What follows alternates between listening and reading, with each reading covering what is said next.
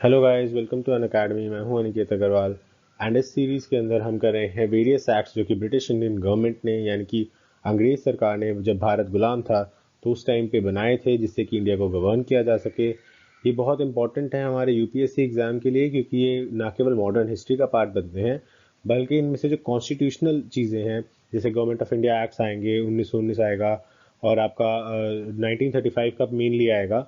तो ये बहुत इंपॉर्टेंट हो जाते हैं क्योंकि ये आपके कॉन्स्टिट्यूशन जो हमारा कॉन्स्टिट्यूशन बना उसमें भी इन्होंने अहम भूमिका निभाई। आगे बढ़ने से पहले मैं आप लोगों से रिक्वेस्ट करना चाहूँगा कि आप इस वीडियो को लाइक कीजिए, कमेंट कीजिए इस वीडियो को। कोई डाउट है तो आप नीचे कमेंट्स में पूछ सकते हैं। शेयर कीजिए इसे अपने दोस्तों के साथ और सब्सक्राइब कीजिए हमारे चैनल को। साथ ही आप बेल आइकन दबा सकते हैं जो नीचे दिया हुआ है। इससे आपको लेटेस्ट वीडियोस की जो अपडेट्स हैं, नोटिफिकेशंस हैं, वो टाइम टू टाइम मिलती रहेंगी ताकि आपकी कोई भी क्लास मिस ना हो। साथ ही मैं आप लोगों को बताना चाहूँगा अन अकेडमी प्लस के सब्सक्रिप्शन के बारे में, जिसके अंदर आपको वेरियस प्लान्स मिल जाते हैं। 1 महीने का भी सब्सक्रिप्शन ले सकते हो आप ट्राई करने के लिए, 3 महीने का ले सकते हो, 6 महीने का से ले सकते हो, 1 साल का ले सकते हो और 2 साल का ले सकते हो। 2 साल का लेने पे आपको सबसे ज़्यादा बेनिफिट होता है क्योंकि आपको 75% फ्लैट डिस्काउंट मिल जाता है और आपको 10% एक्स्ट्रा डिस्काउंट भी मिल जाएगा using the code ANI7। Code आप कभी भी इस्तेमाल कर सकते हो, आप 1 महीने के सब्सक्रिप्शन के लिए भी इस्तेमाल कर सकते हो। तो आपका अगर 2 साल का नेट पेमेंट देखते हो तो आपका 43,200 मिलता है, जिसके अंदर आपको अन अकेडमी प्लस सब्सक्रिप्शन का सारा मटेरियल किसी भी एग्ज़ाम का आप घर बैठे बैठे देख सकते हो और अपनी तैयारी को कर सकते हो। इसके और भी बहुत सारे फ़ायदे हैं जो कि हम वीडियो एंड होने के बाद, टॉपिक एंड होने के बाद लास्ट में डिस्कस करेंगे, तो एंड तक वीडियो ज़रूर देखिएगा। साथ ही आप लोग टेलीग्राम चैनल्स जो हैं हमारे, उनको भी फॉलो कर सकते हो, उनको भी सब्सक्राइब कर सकते हो, जिससे कि आपको लेटेस्ट अपडेट्स जो हैं टेलीग्राम की वो मिलती रहें, वीडियोस की, पीडीएफ्स की और यूपीएससी से रिलेटेड और जो अन्य इन्फॉर्मेशन है, रिसोर्सेज हैं, वो सब कुछ आपको एक्सेस होता रहे। तो अन अकेडमी का जो टेलीग्राम लिंक है वो नीचे दिया हुआ है डिस्क्रिप्शन में, आप वो देख सकते हैं। इसके अलावा आप मेरे पर्सनल टेलीग्राम ग्रुप को ज्वाइन कर सकते हो जिसके अंदर डिस्कशंस भी आप कर सकते हो और अपने आंसर राइटिंग भी चेक करवा सकते हो जो कि है study time YT. And lastly आप मेरे टेलीग्राम चैनल को भी ज्वाइन कर सकते हो जो कि है अनिकेत सर।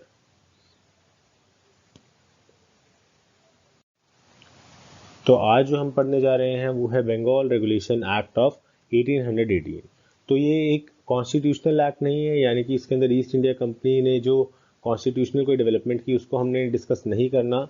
रादर इसके अंदर हमें जर्नल डिस्कस करना है कि क्या हुआ, इस एक्ट को क्यों लाया गया, और ये क्रोनोलॉजी में ही हम कर रहे हैं। तो हमारा जो नेक्स्ट एक्ट बनता है वो 1818 का बंगाल रेगुलेशन एक्ट बनता है। सो बंगाल रेगुलेशन एक्ट जो है ये 1818 में आया और इसको Bengal state prisoners regulation act भी कहा जाता है। तो इसके दो नाम हैं, बंगाल रेगुलेशन एक्ट या फिर Bengal state prisoner regulation of 1818। ये एक प्रिवेंटिव डिटेंशन लॉ था, very important for the exams कि ये प्रिवेंटिव डिटेंशन लॉ था। तो अपनी तरह का ये पहला प्रिवेंटिव डिटेंशन लॉ है जो अंग्रेज लाए हैं, ईस्ट इंडिया कंपनी लाई है। और कहाँ पर लाई है? बंगाल में। नाम से ही पता चल रहा है बंगाल में इसको लाया गया है। तो सबसे पहला अगर हम कहें कि इंडिया में प्रिवेंटिव डिटेंशन लॉ कब आया, तो वो 1818 में आया बंगाल रेगुलेशन के नाम से। This law empowered the administration to detain the individual indefinitely, यानी कि इसके अंदर अगर आप पुलिस ने किसी को पकड़ लिया तो वो उसको इनफाइनाइट पीरियड के लिए जेल में बंद रख सकती है, लॉकअप में बंद रख सकती है, डिटेन कर सकती है। तो आज की डेट में अगर हम देखें तो आप किसी को डिटेन नहीं कर सकते नॉर्मल लॉज के अकॉर्डिंग, और 24 घंटे के अंदर आपको मजिस्ट्रेट को यानी कि जो जज है उनके पास लेके जाना पड़ता है। लेकिन उस टाइम पे ऐसा नहीं था और इनडेफिनेटली पर्सन को जो है जेल में रखा जा रहा था on the basis of suspicion of criminal intent. अगर किसी भी पर्सन के ऊपर संदिग्ध हो कि इस बंदे ने कोई क्रिमिनल काम किया है या ये कोई क्राइम कर सकता है, and without having to commit the detainee to trial, और चाहे उसके ऊपर ट्रायल भी ना शुरू किया जाए, बिना मतलब कि ट्रायल का मतलब हो गया कोर्ट का प्रोसेस, तो कोर्ट का प्रोसेस बिना शुरू किए भी उसको जेल में जो है रखा जा सकता था, पकड़ के रखा जा सकता था।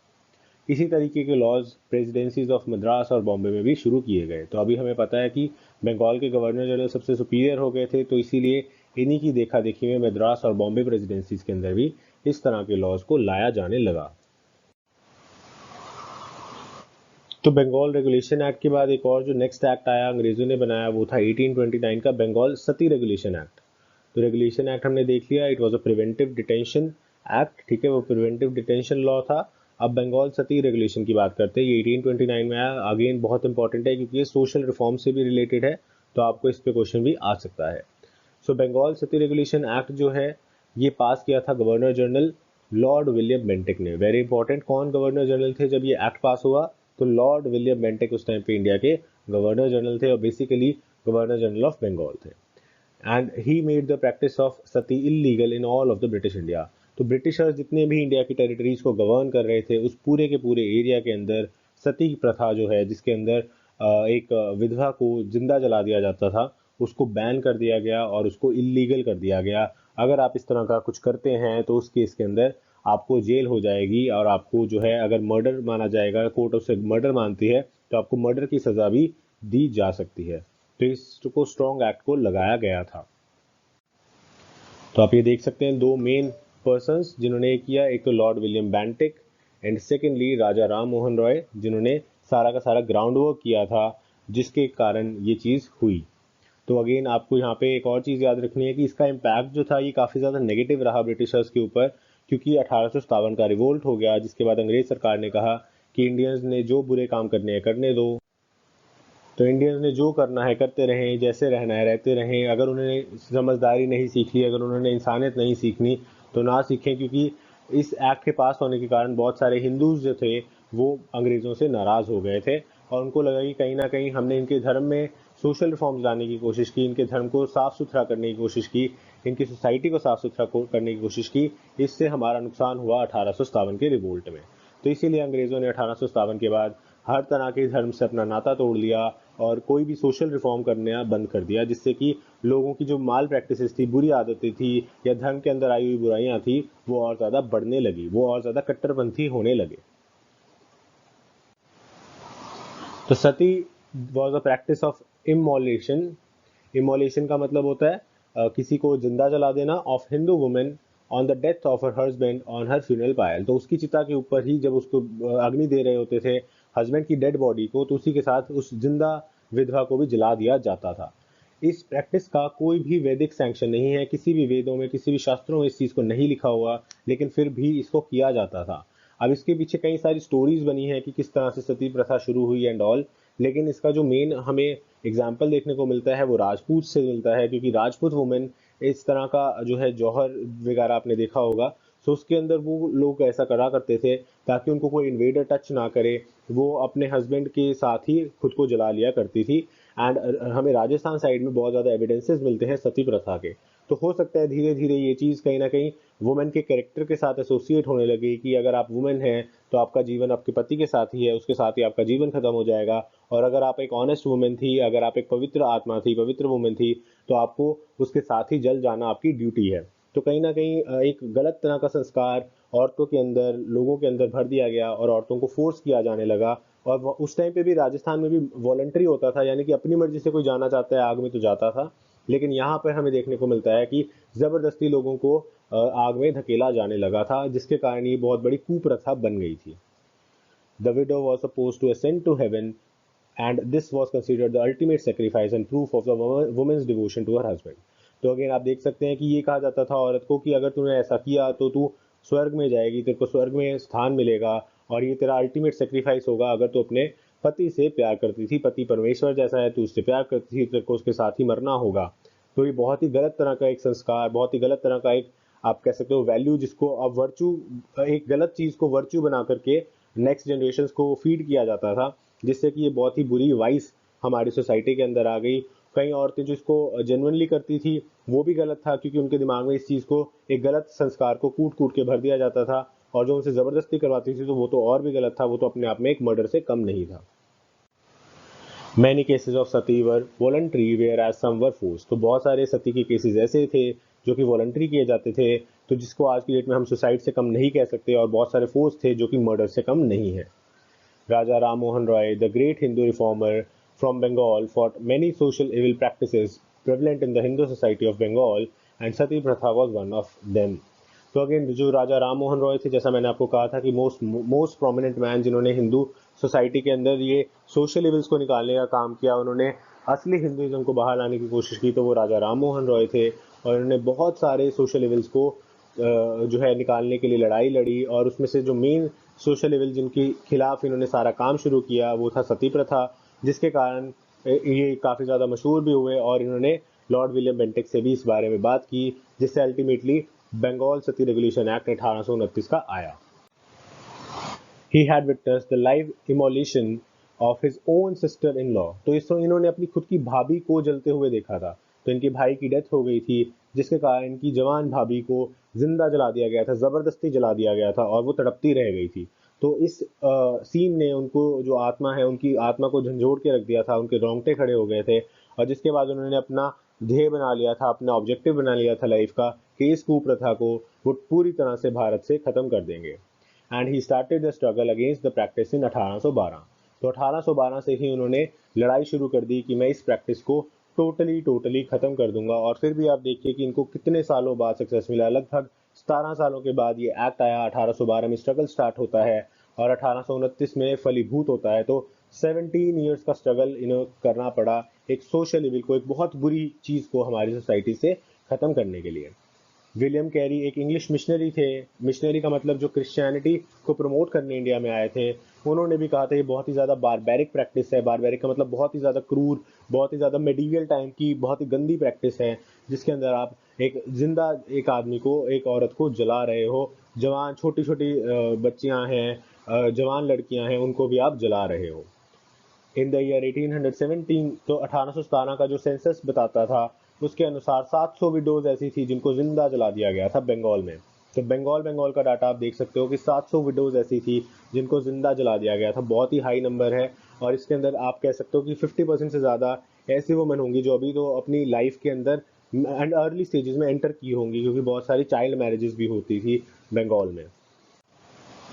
Even though the British initially allowed it, it was first banned in 1798 इन कैलकाटा। तो 1798 के अंदर भी इसको जो है बैन करने की कोशिश की गई थी, लेकिन फिर भी जो कस्टम्स थे वो माने नहीं, लोग माने नहीं और कस्टम्स जो थे वो चलते रहे। तो कैलकाटा में आप कह सकते हो कि थोड़ा बहुत रोकने की कोशिश की गई थी, लेकिन फिर भी जो प्रॉपर, क्योंकि लॉ की एक एब्सेंस थी, तो ये चीज़ कंट्रोल नहीं हुई। और ब्रिटिशर्स भी इनिशियली थोड़ा रिलक्टेंट थे कि हमें इसको छेड़ना चाहिए या नहीं छेड़ना चाहिए, क्योंकि एक आउटसाइड फोर्स अगर आपको आके बताएगी कि आप ये गलत कर रहे हो तो हमारा रिएक्शन डिफेंसिव हो जाता है। हम कहते हैं नहीं नहीं, हम जो कर रहे हैं वो ठीक कर रहे हैं। लेकिन जब अंदर से ही आवाज़ उठती है, फिर आपको कोई आउटसाइड सपोर्ट मिलता है। तो राजा राम मोहन की वॉइस को जब ब्रिटिशर्स का सपोर्ट मिला तो कहीं ना कहीं एक्सेप्टेबिलिटी आ गई, स्पेशली हायर और एजुकेटेड क्लासेस में एक्सेप्टेबिलिटी आ गई कि ये चीज़ जो है ये गलत है और इसका कोई भी वैदिक सेंक्शन नहीं है, कोई किसी ये शास्त्रों में नहीं लिखा गया और पुराण वगैरह में भी नहीं लिखा गया, जबकि पुराण तो लेटर स्टेजेस पे कंपाइल किए गए हैं। तो पुराण की ऑथेंटिसिटी वेदों जितनी तो है ही नहीं। Raja Ram Mohan Roy was a campaigner against sati and also spelled sati. तो सती की दो स्पेलिंग्स अंग्रेज लिखते थे, SATI और SUTTEE। तो बहुत ही ज़्यादा अगेंस्ट बोला करते थे राजा राम मोहन रॉय। और उन्होंने ये भी कहा कि वेदास के अंदर ऐसा कुछ नहीं है और किसी भी और हिंदू टेक्स्ट के अंदर, किसी भी ओल्ड हिंदू टेक्स्ट के अंदर ऐसा कुछ भी नहीं है, और इवन रादर पुराण के अंदर भी नहीं है, जो कि लेटर स्टेजेस पे कंपाइल किए गए हैं। और अगर हिंदू धर्म की कोई अथॉरिटी है तो सिर्फ और सिर्फ वेदास हैं। और वेदास में जो चीज़ नहीं दी गई है वो आप करना, धर्म के नाम पे करना बहुत ही ज़्यादा गलत है। ये एक सोशल इविल है जिसको बंद करना चाहिए। और उनको अपनी जो भाभी वाला सीन है वो याद आ जाता था। तो ऑब्वियसली उन्होंने तो पर्सनली देखा हुआ था कि किस तरह से औरतों को फोर्स किया जा रहा है, लड़कियों को, औरत भी कहना गलत होगा, लड़कियों को फोर्स किया जा रहा है इस तरह का काम करने के लिए। He wrote articles in his journal संवाद कुमुदी। तो संवाद कौमुदी, ये आपको याद रखना है, इनकी जर्नल थी जिसके अंदर वो आर्टिकल्स लिखा करते थे कि सती को हमें क्यों प्रोहिबिट करना चाहिए। He stressed with the East India Company administration to ban this practice. तो उन्होंने ईस्ट इंडिया कंपनी से भी काफ़ी ज़्यादा बात की, एडमिनिस्ट्रेशन से बात की कि आप इसको बंद कराने में मेरी हेल्प करिए, इसको बंद कराइए ताकि ये कुप्रथा जो है समाज से हट सके और इनोसेंट लड़कियों की जो जान है वो बचाई जा सके। क्योंकि उन्होंने सेंसस का डाटा भी दिखाया कि 1817 के अंदर ही 700 लड़कियों को इस तरह से मार दिया गया है। Lord William Bentinck became the governor general of India in 1828। तो 1828 के अंदर गवर्नर जनरल ऑफ इंडिया बने लॉर्ड विलियम बेंटिक। और उन्होंने राजा राम मोहन रॉय की हेल्प करी बहुत सारी सोशल इविल्स को हटाने से जो सोसाइटी के अंदर आ चुकी थी। तो रिलीजियस इविल, कुछ लोग कहते हैं कि सती या चाइल्ड मैरिज या जो फीमेल को मारा जाता है या पॉलीगैमी की जाती है वो रिलीजियस इविल है, पर इसको रिलीजियस इविल कहना गलत होगा, क्योंकि हमें बाइफर्केशन आना चाहिए सोशल इविल में और रिलीजियस इविल में। रिलीजियस इविल वो इविल है जो कि आपको कोई ना कोई धर्मशास्त्र सैंक्शन कर रहा है, और रादर जो ऑथेंटिक धर्मशास्त्र है। तो वेदास अगर कोई चीज़ सैंक्शन कर रहे हैं और वो गलत है तो वो रिलीजियस सिविल हुआ। लेकिन कोई चीज़ आपने खुद से बना ली या लेटर किसी स्टेजेस पे किसी बुक में ऐड कर ली, तो वो रिलीजियस सिविल नहीं है, वो सोसाइटल लेवल है, वो इंटरपोलेशन है। इंटरपोलेशन का मतलब जो चीज़ें बाद में ऐड की हों। बाद में ऐड करने के 3-4 मोटिव्स हो सकते हैं। एक तो हो सकता है कि आपको इन्वेडर्स ने कहा वो ऐड करो। तो सपोज करो कि इंडिया में मेडिवल टाइम से ही हम देख रहे हैं कि मुस्लिम इन्वेडर्स आ गए, ठीक है, उसके बाद अफगान इन्वेडर्स भी आए, उसके बाद नादिर शाह वगैरह भी आया, फिर अंग्रेज भी आया। तो ये जो इन्वेडर्स हैं ये फोर्स कर सकते हैं आपको, या फिर आपको लालच दे सकते हैं जिससे कि आप टेक्स्ट के अंदर छेड़खानी करो। सेकंड हो सकता है जो ब्राह्मण्स हैं, क्योंकि सिर्फ उन्हीं को नॉलेज है, वो अपनी डोमिनेंस, क्योंकि हम देखते हैं कि लेटर जितने भी टेक्स्ट हैं उन सभी में ब्राह्मण डोमिनेंस दिखाई गई है, तो ब्राह्मण्स अपनी डोमिनेंस को बढ़ाने के लिए इस तरह की इंटरपोलेशन करें। तो ये चीज़ें जो हो सकती हैं, बहुत सारे रीजंस हो सकते हैं इंटरपोलेशन करने के। तो और अगेन दूसरा हो सकता है कि आपको लालच में, यानी कि ग्रीड के कारण कोई इंटरपोलेशन की जाए, ग्रीड के कारण किसी को नीचे रखने के लिए, किसी को दबा के रखने के लिए कोई इस तरह की सोसाइटी की गठन किया जाए, तो उस कारण से भी इसमें इंटरपोलेशन जो है वो की जा सकती है। तो इसीलिए चीज़ों को इंटरपोलेट किया जा सकता है। तो वो सारी की सारी जो है ये सोशल लेवल्स में जाएंगी, और जो सोसाइटी अपनी मर्जी से ही करी जा रही है, चाहे वो एक से ज़्यादा शादियां कर रही है, चाहे वो सती प्रथा कर रही है, या वो चाइल्ड मैरिज कर रही है, या वो फीमेल इन्फेंटिसाइड कर रही है, बच्चों को ही गर्भ में मार रही है, कन्या भ्रूण हत्या कर रही है, तो वो सारी की सारी सोशल लेवल्स में जाएंगी। Lord William Bentinck pass the law banning Sati through out the companies jurisdiction in British India. तो ये हम देख चुके हैं कि पूरे ब्रिटिश इंडिया के अंदर जहां जहां कंपनी रूल था वहां पे सती को टोटली बैन कर दिया गया, पनिशेबल ऑफेंस बना दिया गया। The act was made illegal and punishable by the courts, और कोर्ट्स को ये ताकत दी गई कि जो भी पर्सन इस एक्ट में सम्मिलित पाया जाता है उसको पनिशमेंट दी जाएगी। अगर आज भी आप देखें तो आज भी हमारा जो इंडियन पीनल कोड है वो इस तरह का, अगर आप पीछे से चिल्ला भी रहे हैं, सपोज करिए कि एक ग्रुप ऑफ पीपल है जो सती कर रहा है, एक लड़की को जबरदस्ती सती कर रहा है, और बाकी लोग जो हैं चिल्ला भी रहे हैं सती माता की जय, सती माता की जय, तो वो अबेटमेंट में आएंगे। वो उकसा रहे हैं किसके लिए? सुसाइड करने के लिए। आप जय से धक्का नहीं दे रहे, लेकिन आप उकसा रहे हैं कि वो सुसाइड कर ले, सती माता की जय कर रहे हैं। आप कह रहे हैं कि तेरे को स्वर्ग मिलेगा, तो अपने पति से प्यार करती थी तो तेरे को ये करना पड़ेगा एंड ऑल। तो आप उकसा रहे हैं, तो ये अबेटमेंट सुसाइड के अंदर भी आज की डेट में पनिशेबल होता है। अब ये एक नोटिंग है जो लेजिस्लेचर की है ईस्ट इंडिया कंपनी के, तो उस नोटिंग को हम पढ़ लेते हैं। द प्रैक्टिस ऑफ सती और बर्निंग और burying alive the widow of Hindus is revolting to the feeling of human nature. ये ह्यूमन नेचर के ही खिलाफ है। It is nowhere enjoined by the religion of Hindus as an imperative duty. Hindus के धर्म में ऐसा कहीं नहीं लिखा। On the contrary, a life of purity and retirement on the part of widow is more specially and preferably inculcated, and by a vast majority of that people throughout India the practice is not kept up. Rather widows के लिए ये कहा गया है कि आपको एक purity और रिटायरमेंट की लाइफ लेनी है, आपको मेन स्ट्रीम से दूर हो जाना है, इस तरह की लाइफ जीनी है, और मेजोरिटी जो इंडियंस हैं वो उसी चीज़ को फॉलो कर रहे हैं। In some extensive districts, it does not exist. In those it is in which it has been most frequent, it is notorious that in many instances acts of atrocity have been perpetrated, which have been shocking to Hindus themselves. और जो इस तरह की activities करी जा रही हैं वो बहुत बड़ी एट्रॉसिटी हैं लोगों के ऊपर, विडोज़ के ऊपर, उनको जिंदा जलाया जा रहा है, और हिंदूज खुद भी उसे नहीं देख पा रहे। उनकी खुद की जो आंखें हैं वो भी भर आती हैं इस तरह के दृश्य को देख करके। द प्रैक्टिस ऑफ सती और बर्निंग और बरिंग अलाइव, यानी कि चाहे जलाना या दफनाना जिंदा औरत को, विडो को, is hereby declared illegal. और इसीलिए जो ब्रिटिश पार्लियामेंट है या ईस्ट इंडिया कंपनी है वो इसको इलीगल बनाती है, पनिशेबल बनाती है, जो कि ट्राई होगा क्रिमिनल कोर्ट्स के अंदर। तो क्रिमिनल कोर्ट्स के अंदर आप जाओगे, आप किसी पंडित पुजारी के पास जाके इसका फैसला नहीं ले सकते। क्रिमिनल कोर्ट जो है वो ही इसका फैसला आपको करके देगी, और जो आपकी सजा है वो डिक्लेयर करेगी। After the law was enacted, similar laws prohibiting this custom was passed in the princely states in India. तो इस लॉ के बाद बहुत अच्छा असर हुआ, और जितने भी प्रिंसेस थे उन्होंने भी अपने अपने स्टेट्स के अंदर, अपने अपने एरियाज के अंदर, क्योंकि अभी इस टाइम पे पूरा इंडिया तो ब्रिटिशर्स के कब्जे में है नहीं, तो सिर्फ ब्रिटिश इंडिया के अंदर जो डायरेक्ट टेरिटरीज हैं वहाँ पे बंगाल सती रेगुलेशन एक्ट लग गया। लेकिन जो बाकी एरियाज है, जो प्रिंसली स्टेट्स हैं, उनको इससे बहुत अच्छी चीज़ मिली, और उन्होंने भी अपने अपने स्टेट्स के अंदर कह दिया कि आज से सती बंद।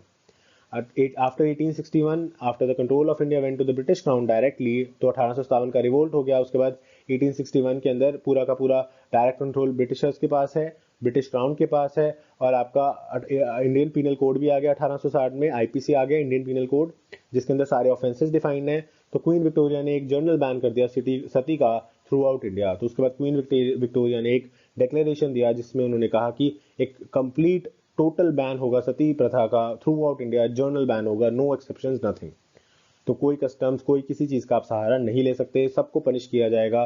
उकसाने वाले को भी पनिश किया जाएगा, हाथ लगा के ज़बरदस्ती डालने वाले को भी पनिश किया जाएगा, और वॉलंटरी कर रही है तो भी जो उकसा रहा है उसको भी पनिश किया जाएगा अबैटमेंट टू सुसाइड के अंदर। The state government of Rajasthan passed the Sati Prevention Act in 1987, whereby the voluntary or forced burning or burying alive of widows and the glorifying of such acts, including the participation in any procession of sati, became punishable. तो जैसा मैंने आपको बताया कि 1987 में आज़ादी के बाद भी राजस्थान की स्टेट गवर्नमेंट ने इस तरह का एक्ट लगाया, और उन्होंने कहा कि कोई अगर ग्लोरीफाई करता है सती माता की जय, इस तरह की कोई चीज़ें बोलता है, या कोई जुलूस निकालता है जिसमें वो कहता है कि सती माता की जय, सती माता की जय, और लोगों को उकसाया जा रहा है, विडो को उकसाया जा रहा है, तो उस केस के अंदर भी वो पर्सन भी जो है पनिशेबल होंगे, वो पर्सन भी क्रिमिनल्स माने जाएंगे। This act became an act of Indian parliament, और इंडियन पार्लियामेंट ने भी इस एक्ट को अडॉप्ट कर लिया 1988 में, और उसके बाद commission of sati prevention act 1987 enact कर लिया गया। तो commission of sati prevention act आ गया उसके बाद 1987 में थ्रू आउट इंडिया। तो लास्टली मैं आप लोगों को कुछ बेनिफिट्स बता दूं जो आप अगर अनअकैडमी का प्लस सब्सक्रिप्शन लेते हो तो आपको मिलेंगे, और जो कि बहुत ही नॉमिनल प्राइस पे है जैसे मैंने आपको बताया था। तो सबसे पहला बेनिफिट तो है कि आप अपने फेवरेट टीचर से सीख सकते हो, यानी कि जो भी आपको टीचर पसंद है, जो भी एजुकेटर आपको पसंद है, जो भी शिक्षक आपको पसंद है, उसी से आप सारे सब्जेक्ट्स जो है वो कर सकते हो। तो आपके पास चॉइस ऑफ टीचर्स मिल जाता है, क्योंकि अगर आप ऑफलाइन कोचिंग पे जाते हैं तो सपोज कीजिए वहाँ पे आपको पॉलिटी के टीचर अच्छे लगे लेकिन इकोनॉमिक्स से अच्छे नहीं लगे, तो आपके पास स्विच करने का ऑप्शन नहीं होता। तो यहाँ पे आप अपने फेवरेट टीचर से सीख सकते हैं, और बहुत सारे ऑफलाइन टीचर्स भी हमारे अनअकैडमी प्लस प्लेटफॉर्म पे पढ़ाते हैं, जैसे कि मृणाल सर खुद पढ़ाते हैं, तो उनसे अच्छा आपको इकोनॉमिक्स कौन पढ़ाएगा। तो इस तरह से आपके पास चॉइस ऑफ टीचर्स हो जाती है। सेकेंडली, आपके लिए डेडिकेटेड डाउट क्लियरिंग सेशंस लगाए जाते हैं, ताकि अगर आपका कोई भी डाउट है तो आप वहाँ पे क्लियर कर सको। उसके लिए शेड्यूल होता है, आप अपने डाउट्स लिख के दे सकते हैं, और आपके जो टीचर्स हैं वो आपके डाउट्स को क्लियर करते हैं। तो आपका on the spot doubt clear हो जाता है, जिससे कि काफी ज्यादा बेनिफिट रहता है आपको चीजों को समझने में और याद रखने में। थर्ड, अगर मैं प्लस पॉइंट बताऊं तो एक सब्सक्रिप्शन के अंदर आपको अनलिमिटेड एक्सेस मिलता है। यानी कि अगर आपने सपोज कीजिए आज पब्लिक एडमिनिस्ट्रेशन ऑप्शनल का पढ़ना, लेकिन आपको लगा नहीं मुझसे ये नहीं होगा, मैं एंथ्रोपोलॉजी ऑप्शन लेना चाहता हूँ, तो आप उसको भी स्विच कर सकते हो। तो आपको अनलिमिटेड एक्सेस मिलता है पूरी अनअकैडमी की लाइब्रेरी का, तो आप मल्टीपल टीचर से सेम कोर्सेज देख सकते हैं, और आप अलग अलग सब्जेक्ट्स को भी देख सकते हैं। जिससे कि अगर सपोज कीजिए अगर आप दो ऑप्शन के बीच में कंफ्यूज हैं, तो आप दोनों ऑप्शन को स्टडी करके देख सकते हो, और उसके बाद अपना मन जो है वो पक्का बना सकते हो। तो आपको उसके लिए कोई एक्स्ट्रा पेमेंट नहीं देना होता, एक ही सब्सक्रिप्शन में आपका सब कुछ चलता रहता है। नेक्स्ट जो फोर्थ पॉइंट है वो है कि आपको रियल टाइम इंटरेक्शन मिलता है टीचर्स के साथ। तो आपका बिल्कुल live one two one classes होती हैं, जैसे कि आपके सामने ही टीचर्स बैठे हों, तो आप अच्छे से उसी समय वास्तविक समय पर बातचीत कर सकते हो अपने शिक्षकों के साथ। फिफ्थ पॉइंट की अगर मैं बात करूँ तो आपको अनलिमिटेड टेस्ट सीरीज मिलती है, यानी कि आपको डेली एमसीक्यूज की भी टेस्ट सीरीज मिल जाएगी। उसके बाद आपको प्रीलिम से पहले के लिए प्रीलिम बूस्टर टेस्ट सीरीज भी मिल जाएंगी। आपको पर्टिकुलर टॉपिक से रिलेटेड टेस्ट सीरीज भी मिल जाएंगी। तो आपको हर तरह की अनलिमिटेड टेस्ट सीरीज हमारे प्लेटफॉर्म पे उपलब्ध होती हैं, और इसके अलावा हर एक टेस्ट सीरीज के और हर एक थ्योरेटिकल चैप्टर के भी आपको पीडीएफ के रूप में नोट्स दिए जाते हैं, जिससे कि आप देख सकते हो, जिससे कि आप अपनी रिवीजन कर सकते हो आसानी से। आपको खुद से नोट्स बनाने की जरूरत नहीं पड़ती, आप उसको डायरेक्टली अपने फोन में या टैब में पढ़ सकते हो, या फिर आप प्रिंट भी निकाल सकते हो। सिक्स पॉइंट की अगर मैं बात करूँ तो इसके अंदर आपका पूरा सिलेबस कवर किया जाएगा। बहुत बार ऐसा होता है कि आप ऑफलाइन कोचिंग्स के अंदर जाते हैं, लेकिन आपका कोई ना कोई सब्जेक्ट या कोई ना कोई पोर्शन जो है वो कह देते हैं खुद से कर लो, या फिर नहीं हो पाएगा, जिसके कारण फिर आपका वो काम रह जाता है। आपको अनअकैडमी पे इस तरह की कोई भी असुविधा नहीं होगी। आपका यहाँ पे पूरा सिलेबस जो है वो कवर किया जाता है।